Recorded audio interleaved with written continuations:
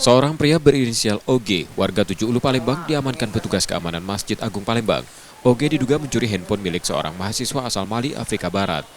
OG ditangkap saat kembali datang ke Masjid Agung dan diduga hendak mengulangi aksinya. Petugas keamanan yang sudah lama mengincarnya langsung meringkus pelaku dan membawanya ke pos satpam masjid. Terduga pelaku sudah lama dicurigai. Dari rekaman CCTV, ciri-cirinya mirip dengan orang yang pernah terekam saat mencuri handphone di dalam masjid. Saat diinterogasi, OG mengakui perbuatannya. Ia bahkan menyebut tak beraksi sendiri, melainkan bersama seorang temannya. Aksi pencurian itu dilakukan pada akhir Ramadan lalu, saat korban tertidur usai sholat subuh di dalam masjid. Handphone korban lalu dijual ke sebuah konter HP. Uang hasil kejahatan kemudian dibagi dua untuk kebutuhan sehari-hari. Korban waktu itu lagi apa? Lagi duduk sudah. Lagi duduk. HP-nya di mana? Yang kau ngembek tuh? Sampingnya. Oh, di samping.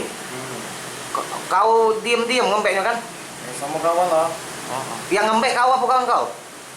Yang ambil kawan aku. Ini yang jual yang. Jual di mana? Maka ambil lah. Berapa kau jual? 500. 500. Bagian berapa kau? Bagi dua. Oh, untuk apa duitnya? Untuk makan lah. Korban diketahui bernama Ibrahim, mahasiswa asal Mali, Afrika Barat, yang sedang menjalani studi di Palembang melalui program beasiswa.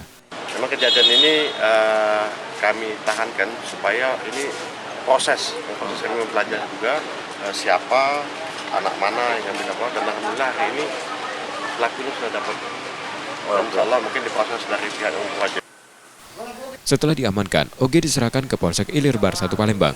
Namun Kapolsek IB1 melalui sambungan telepon menyatakan kasus ini berakhir damai karena korban memilih tidak membuat laporan. Yudi Kiswanto, Kompas TV, Palembang, Sumatera Selatan.